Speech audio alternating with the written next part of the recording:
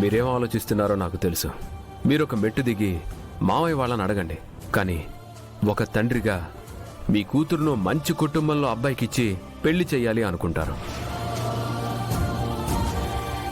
మీరేం ఆలోచించకండి. మీరు అనుకున్నట్టే జరుగుతుంది. నేనే స్వయంగా అత్తయ్య మావయ్యలతో మాట్లాడి విజయేంద్ర ప్రతాప్ గారింట్లో వాళ్ల చేతుల మీదుగానే ఈ శుభకార్యాన్ని జరిపిస్తాను.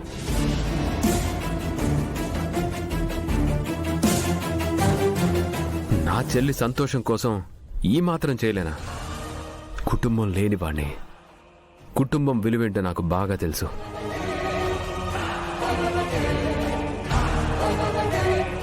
అవును మామయ్య, వీరుకి కుటుంబ విలువలు చాలా బాగా తెలుసు. పైగా నిస్వార్థమైన మనిషి. మా ఇంట్లో పెద్దమ్మను ఒప్పించాలి అంటే వీరు తప్ప ఇంకెవ్వరి వల్ల కాదు. మీరు జస్ట్ ఓకే అనండి. జయ నిశ్చితార్థం దగ్గర నుంచి అప్పగింతల వరకు బాధ్యత నెత్తి మీద వేసుకుని వీరు జరిపించేస్తాడు. మీరు హ్యాపీగా ఉండొచ్చు.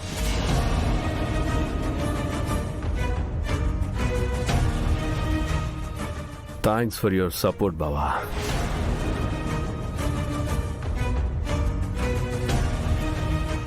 బాబాయ్ గారు సైలెంట్గా ఉన్నారంటే మౌనం అర్ధాంగీకారం అనే అర్థం.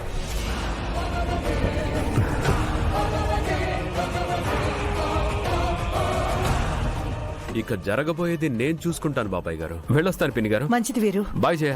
బాయ్. ఇంట్లో కలుద్దాం బావా. డన్ వీరు.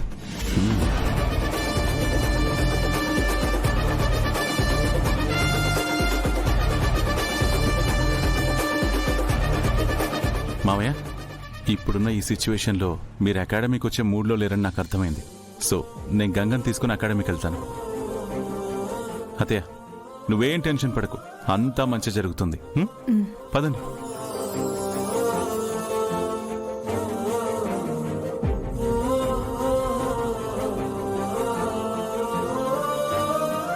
అమ్మగారు, గంగ వాళ్ళని పంపించొద్దాం. అలాగే. ఏంటన్నయ్య నువ్వు?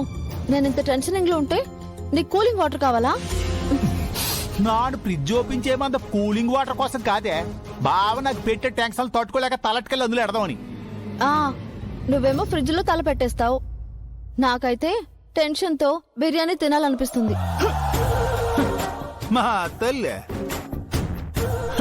బాధకే ఆనందానికే ఒకే ట్రీట్మెంట్ ఇవ్వగలవే నువ్వా? ఓ నేను ఒకటి.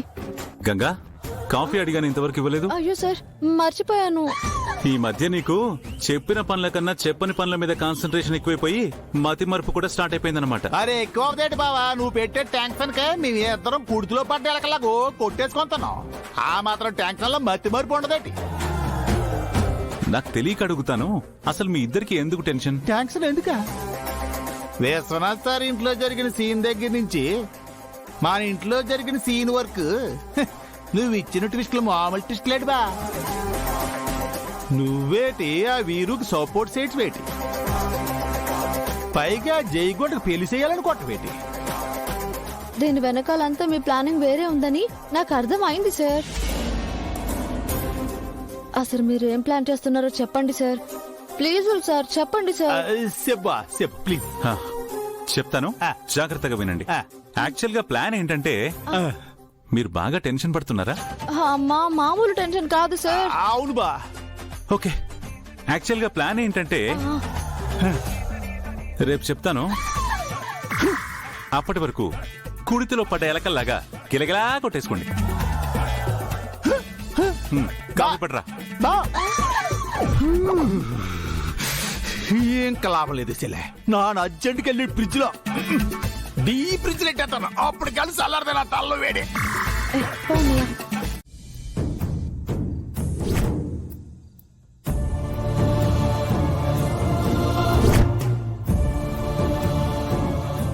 ఎవ్వరూ వద్దనుకొని ఒంటరిగా బతకటం, ఎవ్వరిని ఆశించకుండా స్వతంత్రంగా బతకటం, ఇదే జీవితం అనుకున్నాను.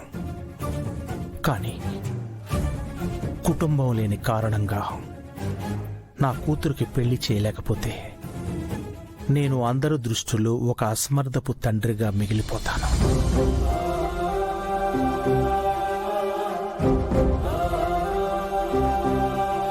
ఏమైందండి? జై పెళ్లి గురించి ఆలోచిస్తున్నారా? మీరు కోపండి మీకు మాట చెప్తానండి. భార్యాభర్తల మధ్య ప్రేమ నమ్మకం ఉంటే చాలు, వాళ్ళు సంతోషంగా బ్రతికేస్తారు.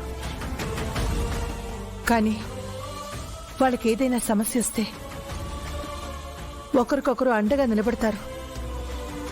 కానీ ఆ సమస్య పరిష్కారం కావాలంటే కుటుంబం అనే సహకారం కూడా ఉండాలండి. నేను మా వాళ్ళందరినీ కాదనుకుని మీ వెంట వచ్చేశాను. మీరు నాకు ఏ లోటు రాకుండా సంతోషంగా చూసుకుంటున్నారు. కానీ మన పాప పుట్టినప్పుడు, ఒకసారి మ్యాచ్లో మీ కాలు ఫ్రాక్చర్ అయినప్పుడు, నాకు ఆపరేషన్ జరిగినప్పుడు మనకెవరు తోడున్నారు చెప్పండి? ఎవ్వరూ లేరు. మనకు మనమే సహాయంగా ఉన్నాం. అలాంటి పరిస్థితి మన అమ్మాయికి వస్తే ఎంత బాధాకరంగా ఉంటుందో ఒక్కసారి ఆలోచించండి. అబ్బాయి వాళ్ళు కోట్లు కట్నంగా డిమాండ్ చేయటం లేదు, నగా నట్రే కావాలని కూడా అడగటం లేదు. వాళ్ళు అడిగేది పెద్ద కుటుంబం అండి. కుటుంబం అంటే బలం. అందుకే మనకంటూ నలుగురు ఉండాలి అంటారు. నా తాపత్రయం ఏంటో మీకు ఇప్పటికైనా అర్థమైందనుకుంటాను. కట్న కానుకలు అడగకుండా కుటుంబం కావాలి అన్నారు అంటే వాళ్ళది మంచి కుటుంబమే అయి ఉంటుందండి. ఆ సంబంధం కుదిరితే బాగుండేది.